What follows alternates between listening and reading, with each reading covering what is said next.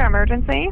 There's a girl laying on the ground in the middle of the road. The caller said Armstrong was so angry Armstrong wanted to Wilson and had recently purchased a firearm. Well, she was delightful. She was happy, and she was a typical little girl. Very athletic, in every sport, cheerleading, everything she could be in, she was in. Very tender-hearted. Love, rivalry, and jealousy have been the motive for many, especially when a third person becomes involved in a relationship. When affairs turn sour, it can often lead to heartbreak, separation, stress, and sometimes even cold-blooded. Today, we look at some of the most shocking crimes committed during a heated love triangle, and you won't believe just how far some people will go in the name of love. First, we have the case of Moriah Wilson, a professional cyclist who became entangled in a relationship that would turn down when the other woman decided she wanted one man all to herself. Then we have the of Sarah Ludemann. When she met the kind of guy your parents always warned you about, she became a part of a toxic trio that would end in a fatal and a young life lost far too soon. Finally, we come to the sickening case of Shanda Sharer. She found young love, but the guy she was dating hadn't ended his previous relationship. When the other girl found out, she planned to take revenge on Sharer in the most sickening ways imaginable, in one of the worst abduction cases ever. May 11th, 2022, and police respond to a 911 around 10 p.m. reporting a disturbance. When first responders arrive, they discover the of Moriah Wilson. The location is her friend's house where she had been staying while competing in a professional cycling race, and only hours before her death, she had been enjoying a swim and dining out. The last person to see her, Colin Strickland, is cleared of any wrongdoing, and police have a suspect they want to talk to who also became involved with Strickland, and whose car was at the scene of the murder. But when the police try to track the suspect down, they find that she had disappeared without a trace. You won't believe where she was when they finally tracked her down. When 25-year-old professional gravel racer Moriah Wilson met fellow cyclist 35-year-old Colin Strickland, it should have been the start of a flourishing relationship. Wilson herself was on the way to major success. She was just dominating cycling in a way nobody typically does. She won the biggest race of the year so far to date by almost a half hour. Strickland had recently split up with 35-year-old Caitlin Armstrong, who was a yoga teacher and realtor. They had separated toward the end of 2021, and Strickland had his eyes on fellow cyclist Wilson. They began a romantic encounter, but it only lasted around a week. The situation would become complicated when Strickland resumed his relationship with Armstrong, but he did not tell her about his fling with Wilson. But as often happens, the secret didn't last forever, and Armstrong is soon aware of Moriah Wilson, and she intended to take her out of the picture altogether. Armstrong would need a weapon, and she wouldn't have to look far to find one. You see, Strickland was such a believer in women feeling safe in the world that he advocated for every female owning a gun. After Armstrong had a couple of run-ins that made her nervous, Strickland was more than happy enough to provide what she needed to keep safe. Little did Strickland know that it would soon become a murder weapon. On the fateful night of May 11th, while Strickland and Wilson ate at a burger bar, Armstrong was trying to call, and Strickland was ignoring her. Assuming she would think the worst, he would try to deceive Armstrong by changing Wilson in his phone to a different name and deleting messages he sent and received. We will never know the reason she called, but we do know what she did next. As Strickland dropped Wilson off at the friend's house she was staying at during competition, he would have no idea it would be the last time he would ever see her again. Around 9:30 p.m., Wilson entered her friend's house. We know this as her friend had an app that notified her when the front door was opened. Then, a black SUV, picked up by a neighbor's security camera, drives up to the house. In that SUV was Armstrong, and she had brought the gun she had been given, only she had not brought it for protection. She found Wilson in the bathroom of the house and unloaded several rounds of the gun into her chest, killing her on the spot. The day she was May 11th, she reconnected with fellow professional cyclist Colin Strickland. The autopsy revealed the manner of death, and the police needed to speak to those involved, including the fatal shooter. It turns out that the warrant isn't valid, and the police decide to release her. At this point, the police had not seen the security footage of her SUV approaching the murder scene, but that would soon change. This video shows an SUV detectives believe belongs to Armstrong pull up to the home Wilson was staying in 1 minute after Strickland dropped her off on his motorcycle. 6 days after the shooting, they had enough to place a homicide warrant on Armstrong. But the suspect had other ideas. In the days she last spoke to the police, she had sold her SUV. If that wasn't incriminating enough, she had reportedly taken several flights and was on the other side of the country. Meanwhile, Strickland had been questioned by the police and admitted changing details in his phone to cover his tracks from his girlfriend. He also alleged Armstrong had sent several warning messages to Wilson, telling her to stay away. Within days, a federal warrant had been issued and the hunt was on. As U.S. Marshals continue their manhunt for Caitlin Armstrong, the Austin realtor accused of Moriah Wilson, a San Francisco cyclist, Wilson's family is speaking out. Writing, at the time of her death, those closest to her clearly understood directly from Moriah that she was not in a romantic relationship with anyone. Costa Rica was known as a land of beauty and adventure, but for Caitlin Armstrong, this was the place where she could start a new life and escape the justice Wilson so rightly deserved. She was using an alias, Beth Martin, and intended to start a new life as a yoga teacher. That was until police officials came crashing through the door of the hostel she was staying at Santa Teresa Beach, and finally apprehended the fugitive that had been on the run for nearly 43 days. Costa Rican authorities seen in this video holding Armstrong as she awaits deportation to the United States. She was, at the time of arrest, in the process of a shocking transformation that she intended to use to evade the authorities. During the 43 days, she had managed to use a passport that was not her own, had tried to change her appearance by dyeing and cutting her hair. She was found with a bandage on her nose and discoloring under her eyes, and although she claimed it was from a surfboard accident, it was rumored she had undergone plastic surgery in an attempt to make her unrecognizable to the authorities. It may be thanks to the reward they offered for information on her whereabouts. Either way, this fugitive of the law was now safely in police hands. On hearing of Armstrong's arrest, Strickland released a statement in which he said he was grateful that investigators, including the U.S. Marshals, have pursued all leads and opened the path to justice for Moriah Wilson and her family. I will continue to provide my full cooperation for the sake of the Wilson family, as they, along with so many others who have been affected, endure the burden of this senseless tragedy. Armstrong was charged on suspicion of murder and is currently being held at Travis County Jail with a $3.5 million bond on her head. Her trial is set to take place in July 2023, where hopefully she'll face swift justice from the law. Situations like these can make for pretty toxic relationships, but none as toxic as our next horrifying case of jealousy and When Sarah Ludemann met Joshua Camacho, she could have only dreamed of young love and the perfect relationship. But Camacho was not the kind of boy you want your daughter dating, and Sarah wasn't the only girl he was involved with. When Rachel Wade discovered they were seeing each other, a campaign of toxic games and deadly threats began. Before long, threats turned into murder, and the way Wade acted after she had killed another girl is just unbelievable. This case isn't just a warning against getting involved with the right person, it's a warning against the dangers of social media and technology itself. I luckily still get to see my parents. It could have been me. And I can't say, like I said, I'd take it back if I could. When police arrive at the scene of a 911 call on April 14th, 2010, they find 18-year-old Sarah Ludemann in a pool of her own.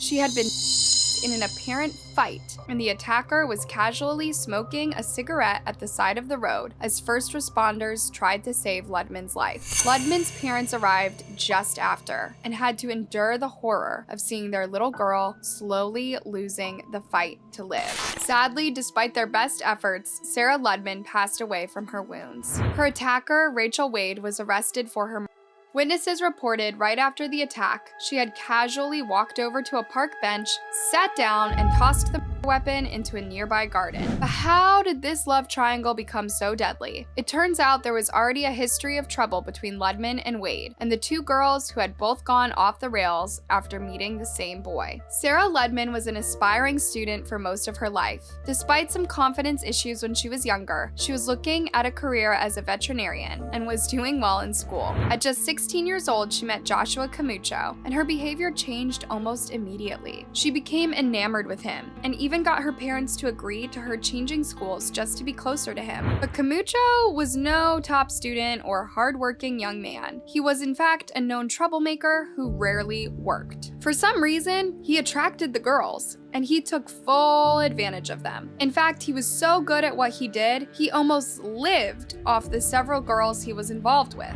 He was not only seeing Sarah Ludemann, he was also involved with Erin Slothtower, the mother of his child, and more importantly, he was seeing Rachel Wade, the girl who became a murderer. By day, he would see Ludemann, who had to be home by 11, and by night, he would see Wade, who worked late. He could see Slother at any other opportunity. He was on and off with Ludemann and Wade, who always seemed to come running back for more. Camacho would let the girls fight off against him, and before long, the situation became toxic, with screaming phone calls, threatening messages, and intimidation. Altercations in the street would become normal for this love triangle, but soon Wade would become so jealous, she would do the unthinkable. When Wade saw pictures posted online from Camacho from a trip he took with Ludemann, she called her love rival's cell phone and left a chilling voicemail. Seriously, I told you to watch back and not to chill with him. Now is mine, and I'm guaranteeing you, I'm no you. I'm gonna you. Although this call would take place months before the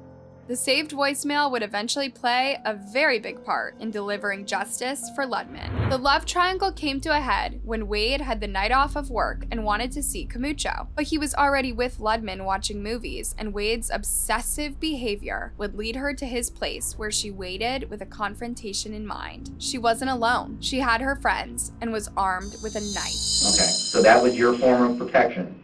Okay, so when you got in the car tonight to go over to their house, you had it in your hand, all right, and you brought it with you. Now, the story goes that the knife was just there for protection, but that knife would soon find itself in the hands of a very unhinged young woman. 911, what is your emergency? We have someone on the floor that's been stabbed. As Ludemann left, Wade and her friends pounced. Could you tell where she's bleeding from?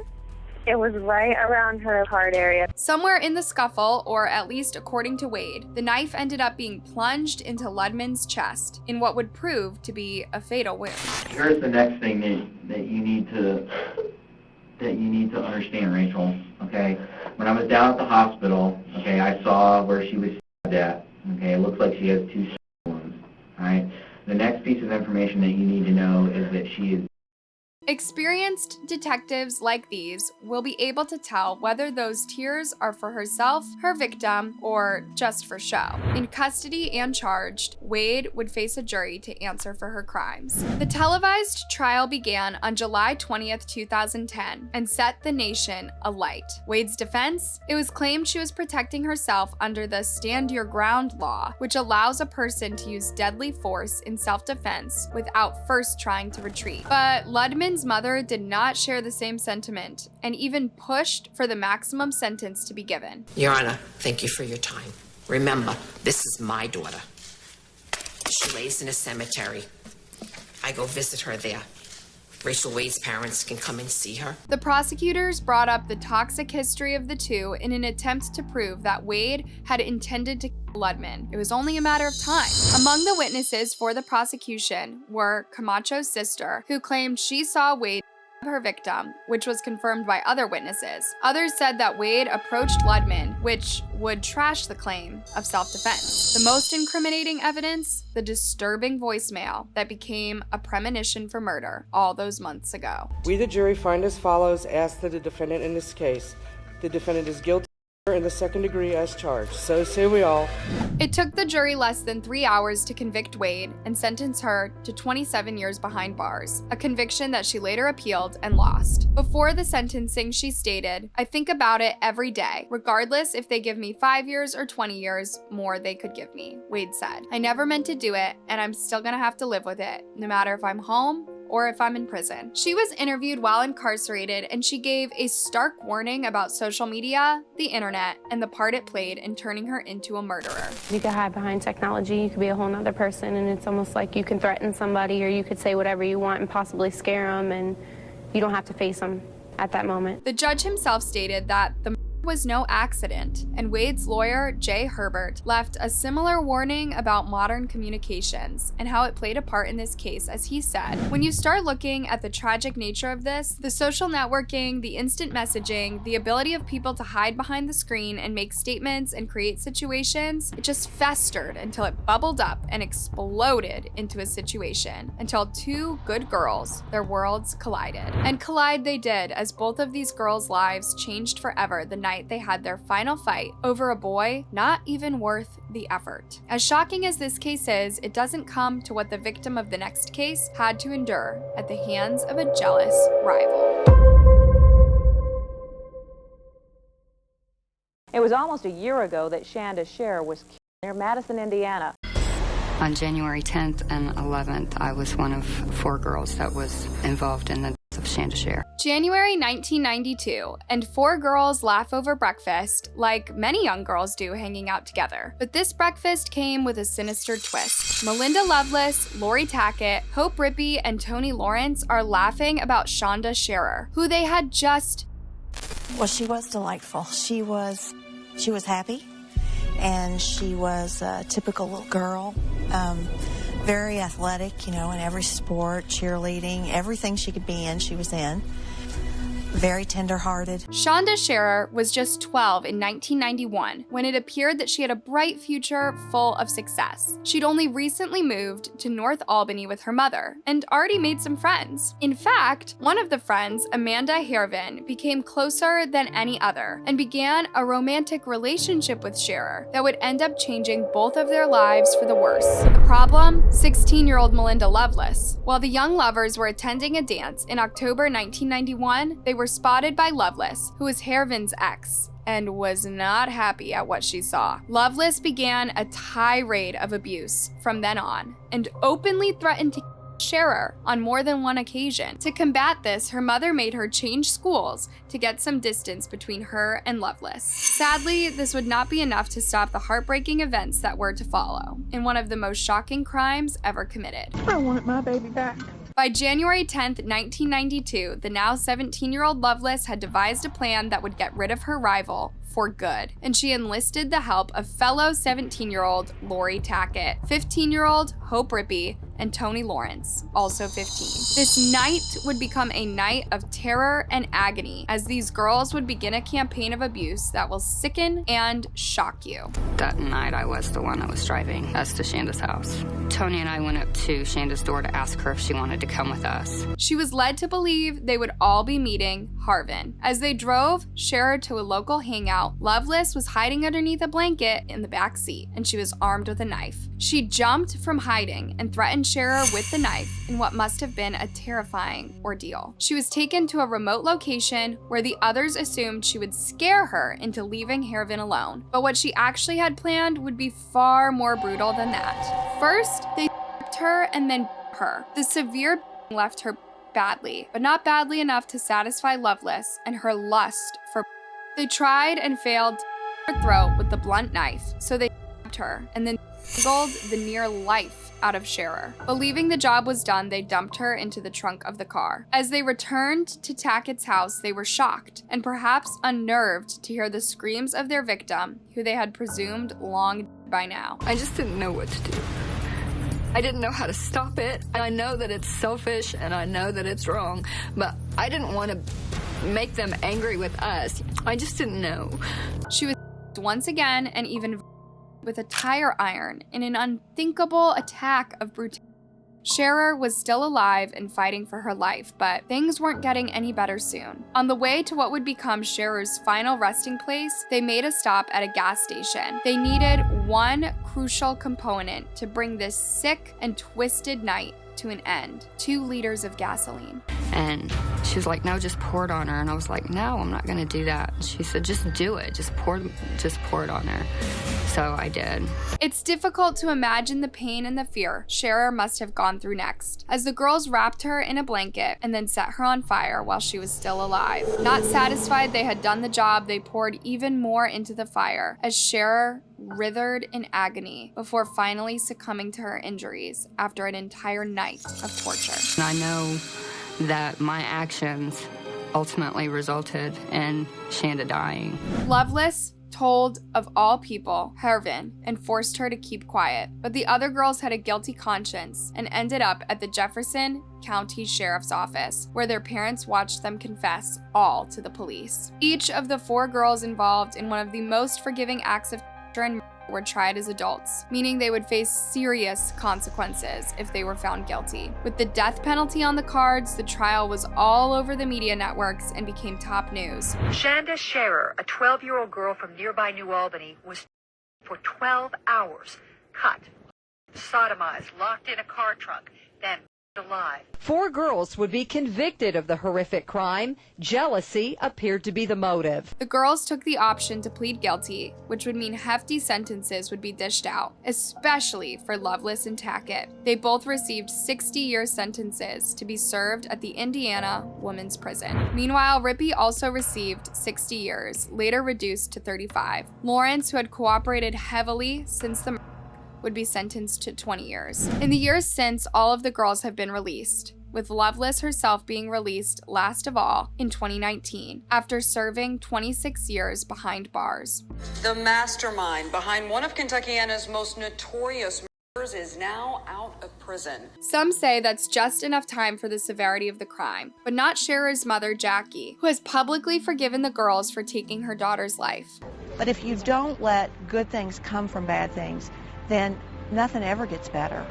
And I know that's what my child would want. My child would want this. And with Loveless making the progress in society after her release, it appears she may have realized the error of her ways as she discusses the murder in one interview since her release. It turns into anger if you keep that hurt and don't let it go, or don't forgive that person, or don't forgive yourself. That hurt can turn into anger and hate and make you do things that you would never really do. Each of these circumstances has shown us that love can have an effect so powerful that it can even lead to these kind of crimes have been happening long before social media and the internet. So although the ability to closely watch the one we love can have a negative effect on the relationship, it's not always to blame, as some people's jealousy can make them do unimaginable horrors to a love rival, including taking their life.